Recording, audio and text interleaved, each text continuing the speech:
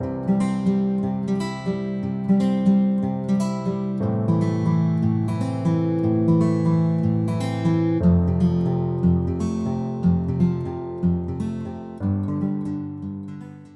morning, everyone. This morning, I'll be sharing to you a short message entitled A Hydrocephalic Sinner. Hydrocephalus is a rare medical condition wherein there's too much fluid in your brain, causing your head to enlarge just like that, causing too much pressure in your brain. Therefore, it causes mental retardation and serious developmental problems in the individual.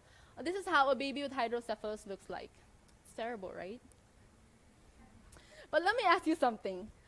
Is it good to have knowledge? Is it good to know something?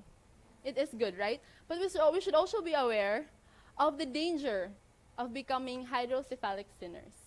Let's learn more about this. Let's read Psalm 119, verse 34.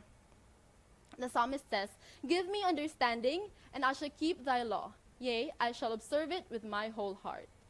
I divided this text into 3 parts, and I'll be giving a point for each part. First point, our own understanding cannot be trusted. We have to ask God for His. The psalmist cries, "Give me understanding." Why does he have to ask for understanding? The reason for that is because it's found in Proverbs 3, verse 5.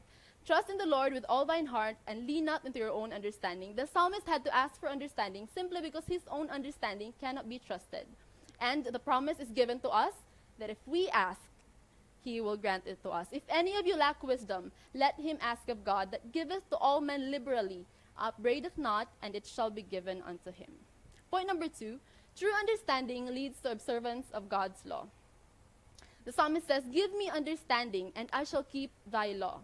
The prophet of the Lord tells us that the experimental knowledge of God and of Jesus Christ, whom He has sent, transforms man into the image of God. True understanding is not one that has a righteous nature. It does not bring other people down. It does not seek to criticize. It does not seek to be better than other people. But true knowledge transforms man into the image of God. Point number 3, a head knowledge is never enough. Seek for a heart knowledge.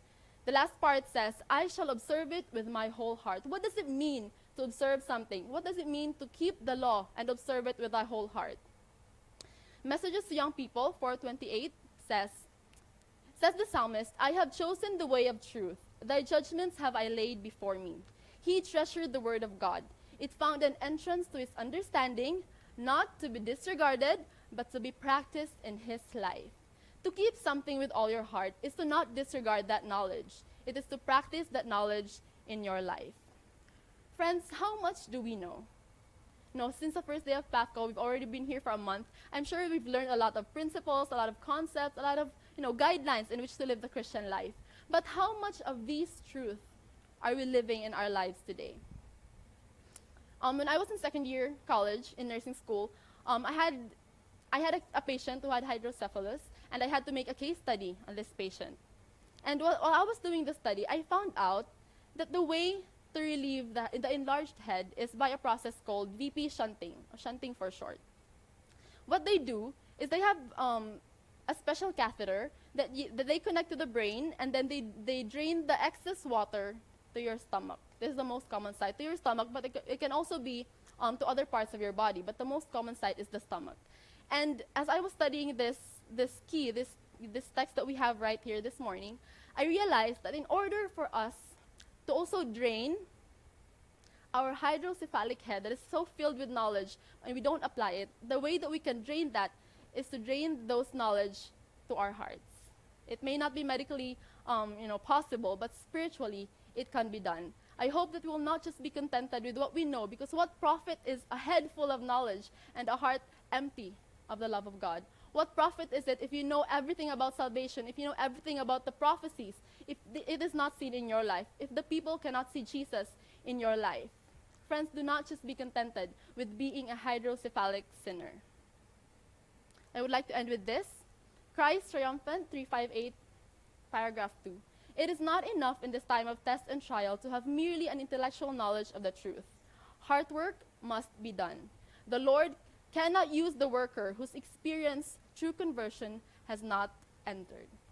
Do you want to be useful for God today? Can you show it by raising your hands? Amen. Amen. Praise God for those hands. And I believe that the Lord sees those hands, and most importantly, the Lord sees your heart. God bless everyone.